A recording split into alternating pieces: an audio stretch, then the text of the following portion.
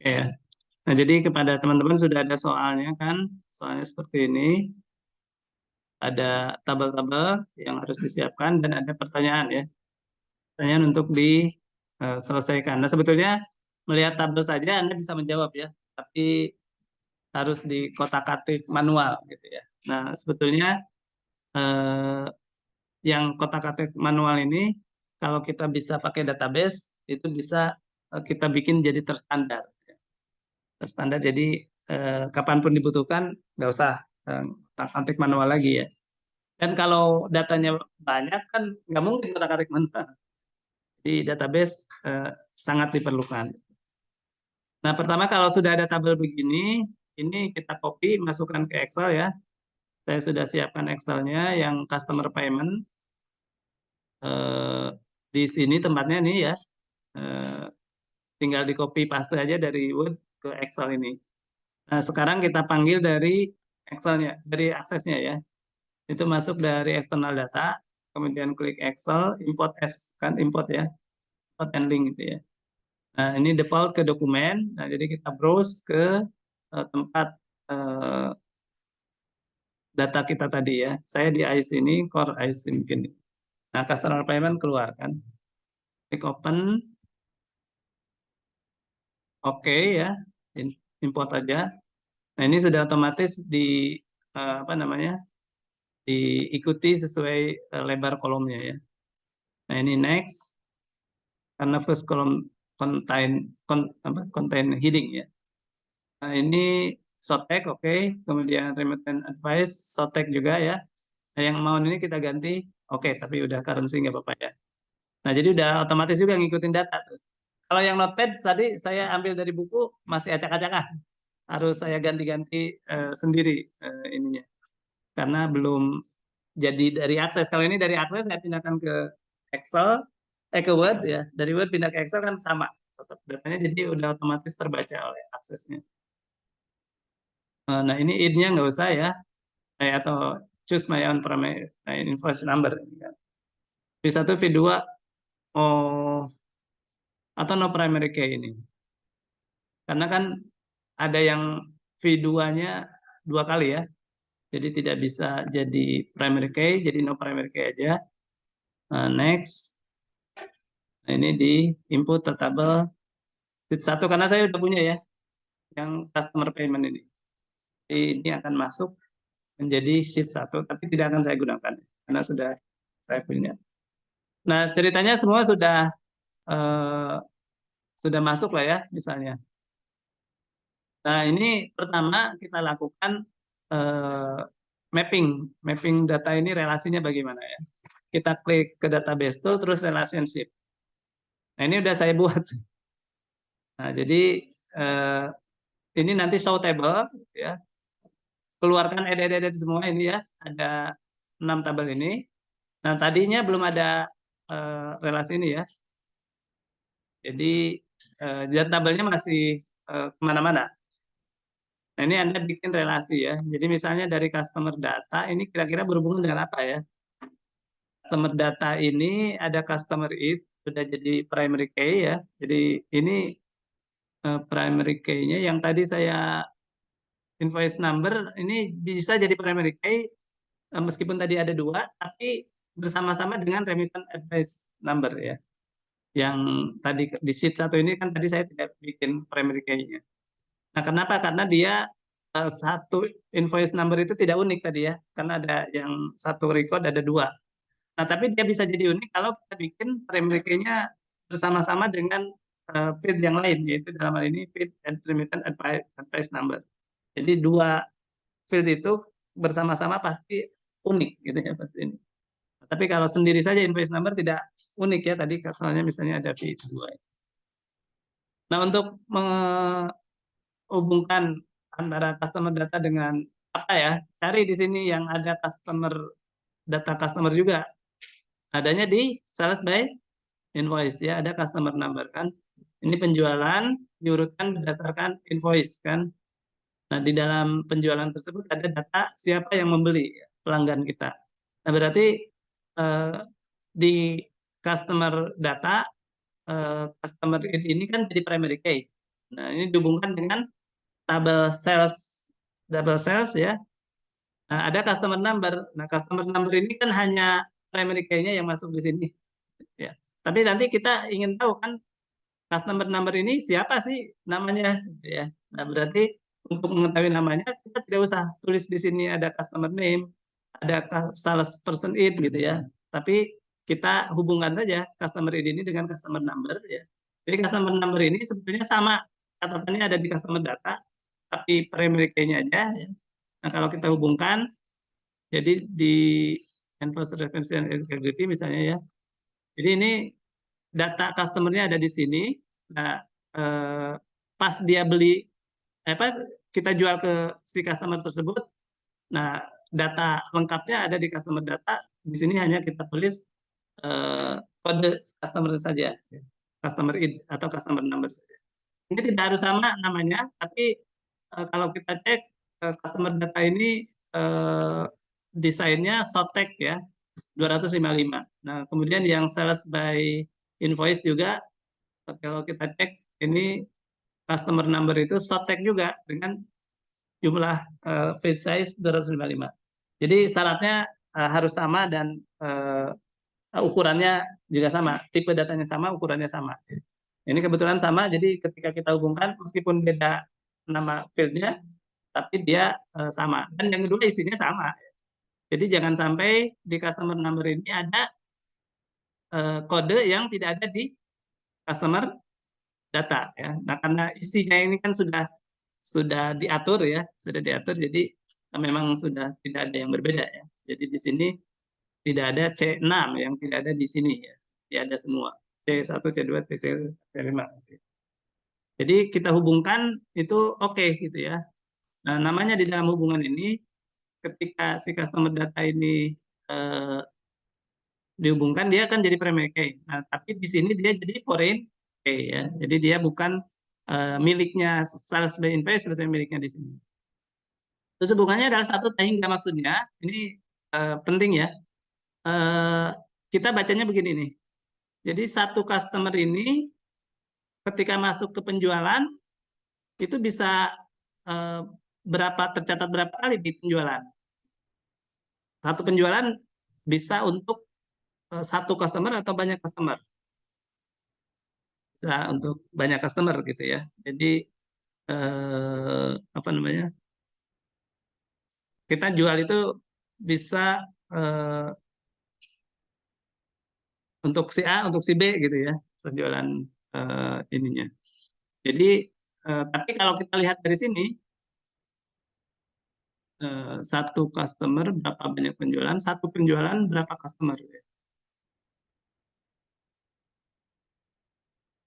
Satu penjualan hanya satu customer ya, satu customer bisa banyak penjualan gitu ya. Jadi kalau satu customer banyak penjualan itu maksudnya si customer itu bisa ya ya kita jual ke customer dia itu bisa beberapa kali gitu ya. Customer A jual lagi, kita jual lagi gitu ya. Jadi si customer ini bisa di dalam penjualan itu bisa beberapa kali yang orangnya sama gitu ya. Tapi dalam satu penjualan itu si customer apa namanya hanya satu gitu ya. Satu kali penjualan hanya untuk jadi hubungannya satu ke banyak.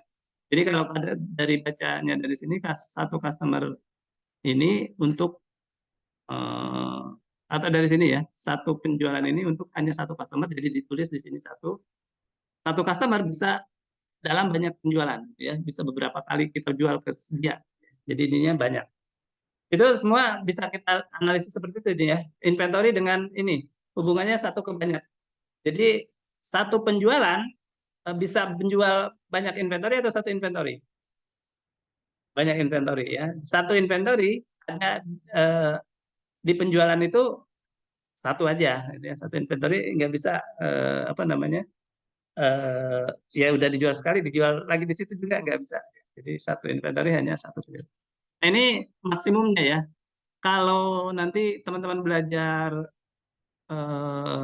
apa namanya IR ya entity relationship REA ya ada namanya REA itu R-nya itu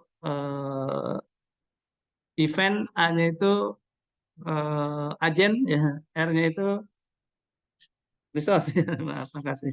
Nah, resource event agent, nah itu eh, tidak hanya menggambar yang maksimum berapa. Tadi kan kita menggambar maksimum satu atau tak hingga ya. Nah, kalau di gambar ya nanti ada nol juga minimumnya, minimumnya nol atau satu. Gitu ya. Nah, itu nanti gambarnya eh, ada aturannya lagi ya. Nah, tapi intinya cukup sebetulnya dengan melihat maksimum ini ya. Kita analisis data-data ini, tabel-tabel ini ya kira-kira akhirnya seperti ini ya. Akhirnya seperti ini. Nah, dengan tabel mappingnya seperti ini relasinya, nah, baru kita bisa masuk ke jawab pertanyaan-pertanyaan tadi ya. Jadi misalnya yang pertanyaan pertama, eh, ya, ini ya kita coba jawab. Mengapa ya, ini dalam sales by invoice number faktur P3 menunjukkan jumlah penjualan sebesar 16.000 gitu ya. P3 16.000 ya. Ini kan ke kanannya ya. Oh, sales person ini, sales by invoice. Nah ini berapa P3? Nanti kita hitung ini. P3 16.000 udah ada ya di sini.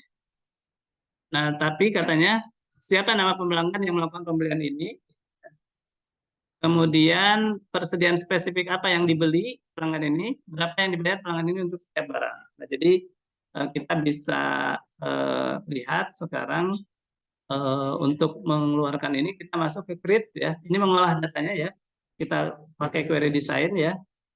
Nah, kemudian di sini nah ini kira-kira sales by invoice kan pasti keluar ya, diperlukan datanya. Terus siapa nama pelanggan kan berarti perlu customer data ya. Terus item persediaan spesifik apa yang dibeli pelanggan ini berarti perlu sales by atau inventory ya, inventory dan sales by inventory. Nah, terus apa lagi kita perlukan? Berapa yang dibayar pelanggan untuk setiap barang? Nah, kan udah ada di sini ya di inventory-nya. Jadi sekarang kita eh, apa namanya keluarkan data yang diperlukan sesuai yang diminta di sini. Nah, ini yang diperlukan adalah eh, sales apa namanya? Faktur V3 ya. Faktur V3 itu berarti perlu invoice number ya. Invoice number ini. Kemudian siapa nama pelanggan yang melakukan ya. Jadi customer name ya. Kemudian sistem persediaan spesifik apa berarti eh, inventory ya. Nah ini tapi inventory numbernya kita ambil dari sini ya. Sales by inventory kan, nah, kemudian kasih nama barangnya ya. Nah, customernya juga kita kasih customer number dari udah ya customer name, customer numbernya kita kasih dari penjualannya ya. Nah ini kan nyari customer data dari customer data. Kemudian berapa item persediaan spesifik apa udah ya. Nah kemudian kuantitas kuantitas kali price kan. Nah kalau sudah masuk semua yang dibutuhkan, ini kita tinggal view ada keluar ya. Nah tapi yang diminta apa V3 saja. Nah supaya yang keluar V3 saja ya tulis saja di bawah di kriteria ini V3 ya. Nah, itu otomatis dikasih ini. Ya, jadi V3 saja. Nah, ini kemudian jadi siapa yang membeli kan udah ada customer name, ya kan? Terus barangnya apa saja ini? Ya, nama barangnya ya. Nah, tinggal yang belum apa? Berapa yang dibayar pelanggan untuk setiap barang, gitu ya. Nah, ini tinggal kita buat perkalian nih. Jadi perkalian untuk jadi gede.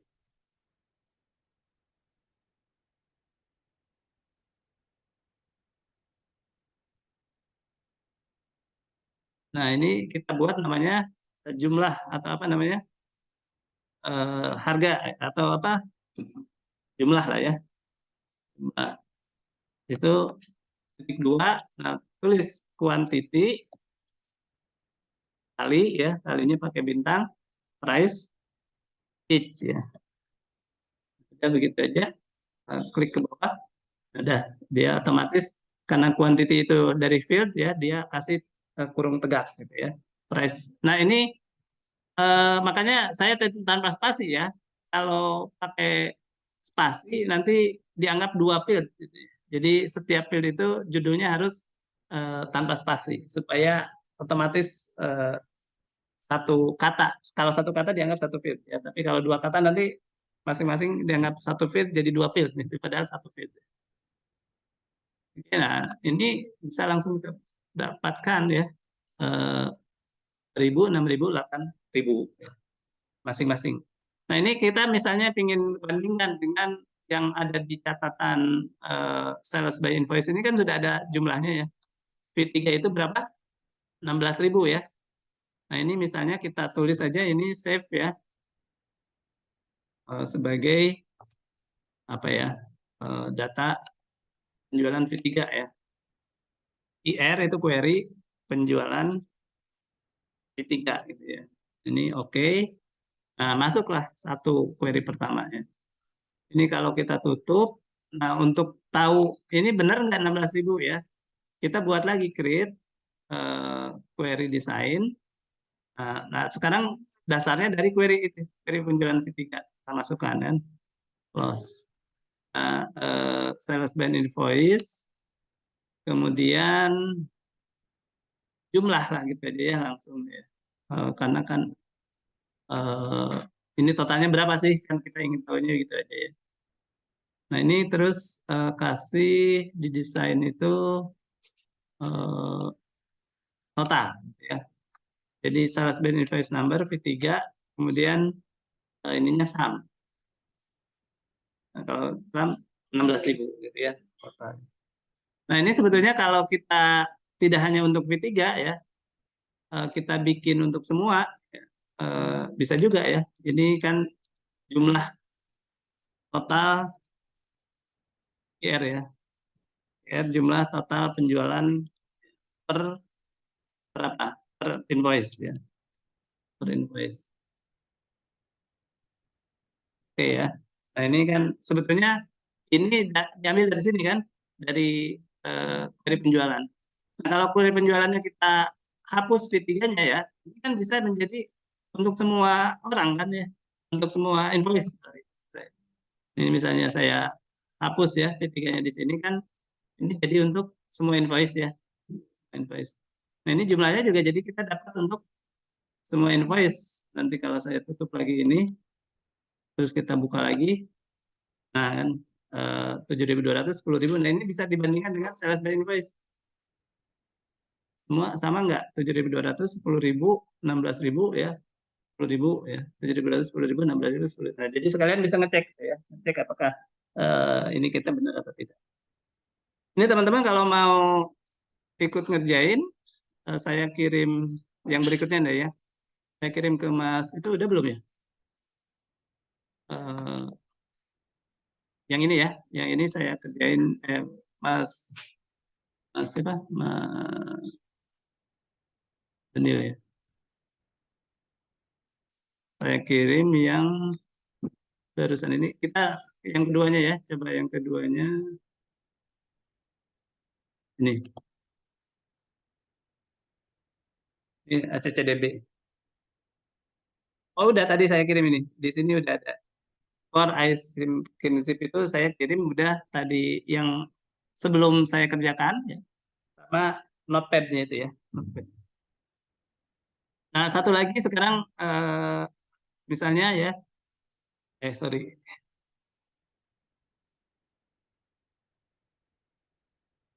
soalnya ini ya, pelanggan dapat memilih beberapa opsi pembayaran. Menurut Anda opsi apa yang tampaknya digunakan CP Converter untuk faktur V2? Ini juga jadi masalah baru lagi. Jadi ini kita lihat, kita buat query lagi, create query design ya.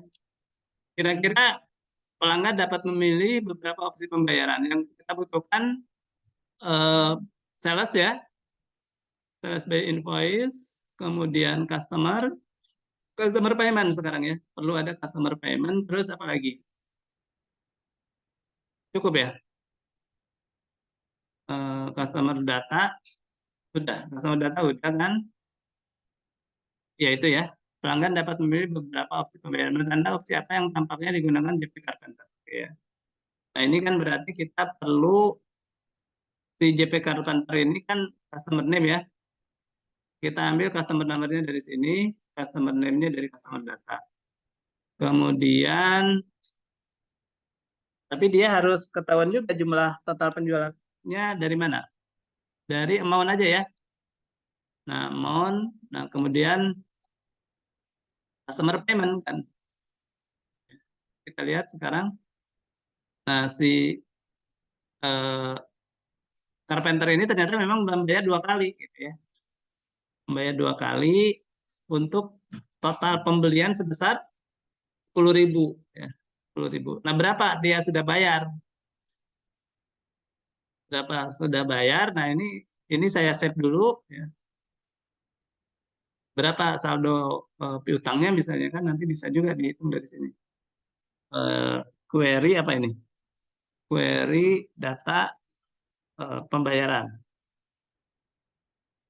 ya kan? Nah, ini eh, kita keluarkan Carpenter saja kan? Yang kedua ini ya. Query design, ada ambil dari query data pembayaran ya, add. Nah, kemudian customer number, customer name, balance by invoice amount, customer amount ya. Nah, ini eh, kalau kita klik ya. Nah, sekarang kita bikin jumlah. Nah, yang ini kita tulis sum ya. Yang lainnya tetap group by. Jadi C1, C2, C5.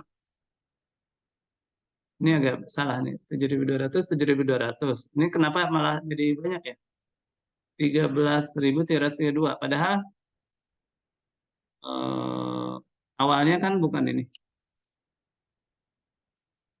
Awalnya kalau query data pembayaran itu kan ini ya. C2, C2. Oh, ada 3 ya? Oh iya. Nah, ininya salesnya sebetulnya Carpenter itu kan bukan bukan berapa dia beli. Ini agak susah. Jadi salah nih. Carpenter ini, yang ini tuh sama, penjualannya sama ya. EC2 juga ya, 3 kali. Kalau kita lihat awalnya, sales customer payment. Kan sebetulnya 1.600, 1.600, 2 kali aja ya, 2 kali saja. 2 kali untuk membayar yang 10.000, 10.000-nya sekali gitu. Tapi karena di sininya, ini salah ya. Ini salah nih. Nggak boleh eh, dihubungkannya. Saya ulang aja ya. Jadi query data pembayaran ini kan ya eh, customer.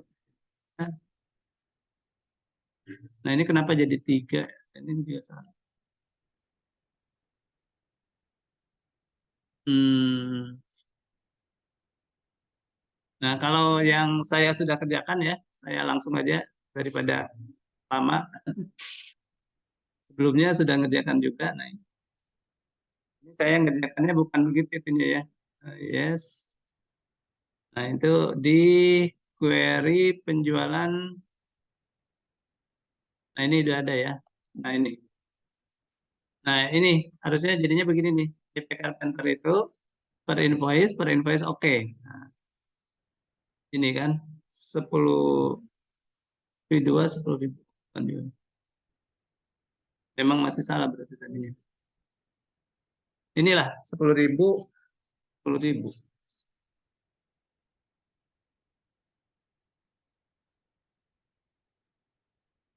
Nah, tapi intinya kalau menjawab soal ini kan cuma baru bayar 3.332 ya. 3.302.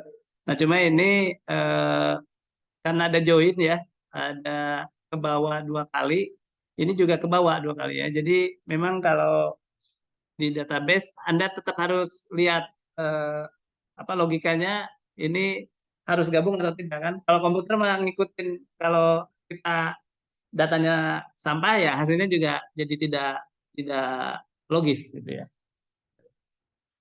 Nah, sebetulnya jawabannya hanya kita baru bayar 3.302. Yang lain sih sudah lunas ya, 10.000, 16.000, 16.000 ya. Tapi yang khusus si Carpenter ini baru 3.302. Nanti silakan dilihat lagi lebih detailnya. Ini juga yang ketiga sudah ada juga ya. Asumsikan jumlah penjualan triwulan untuk sales ini belum. Pelanggan C1 sampai C5 memulai kuartal ini dengan saldo piutang bersih. Nah, saldonya piutang ada di nah ini saldo akun receivable ya. Nah, ini juga dapat ya saldonya. Itunya bisa Anda lihat ya desainnya. Ini query saldo akun receivable itu di bersumberkan ya dari query remittance per invoice ya. Jadi Anda lihat sumbernya query remittance per invoice itu bagaimana. Nah, ini dibuka lagi. Ini datanya dari mana? Nah, dari tabel-tabel ini. Ya, jadi kalau dari hasil kita bisa menelusuri juga data awalnya seperti itu. Nah, ini model soal kedua ya sebetulnya dari model pertama yang melakukan normalisasi. Normalisasi tabel sudah saya bahas eh, di video ya. Nah, itu silakan dilihat. Nah, yang di ujian juga masih normalisasi ya. Yang ini masih apa namanya agak ruwet juga. Jadi belum berani disoalkan ya. Tapi untuk kuis nggak masalah.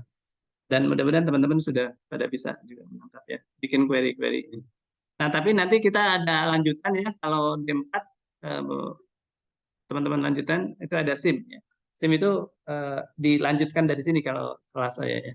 Lanjutkan database-nya kalau bisa sampai kemudian teman-teman bisa benar-benar membuat aplikasi akses ya untuk akuntansi dan atau siklus-siklus yang lain. Nah, demikian ya supaya tidak lama karena kita masih akan ada pemaparan. Nah, silakan teman-teman pemaparan masing-masing kelompok 10 menit 10 menit. Dan sebetulnya masih ada kuisnya yang chapter 5 dan 7. Chapter 5 dan 7 nanti kalau tidak tempat ya saya set jam berapa nanti siang atau sore ya kita sepakati paling 20 soal ya paling setengah jam ya. Setengah jam. Itu nanti dikerjakan setengah jam sore misalnya jam berapa disepakati saya set gitu ya. Supaya nilainya ada ya untuk nambah-nambah. Dan kemudian nilai itu saya kalaupun jelek ya, saya tidak pakai nilai absolutnya. Kan untuk nilai proses itu kan untuk membantu nilai akhir gitu ya. Nah, biasanya saya bagi meskipun misalnya paling tinggi nilainya 70 atau 60 gitu ya. Ada yang 20 gitu ya. Yang 70 itu tetap saya bikin jadi 90 misalnya ya. Terus yang tengah-tengah saya bikin 80, yang bawah ya 70 misalnya. Atau tergantung lah lihat.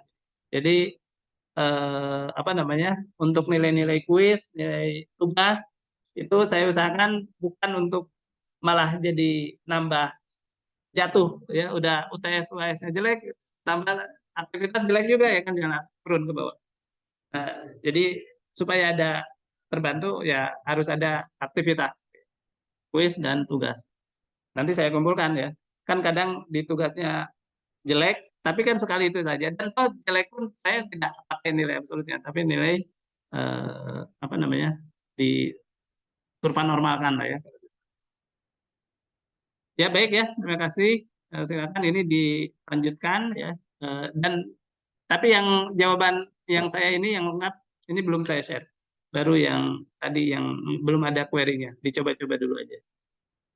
Assalamualaikum warahmatullahi wabarakatuh. Ya.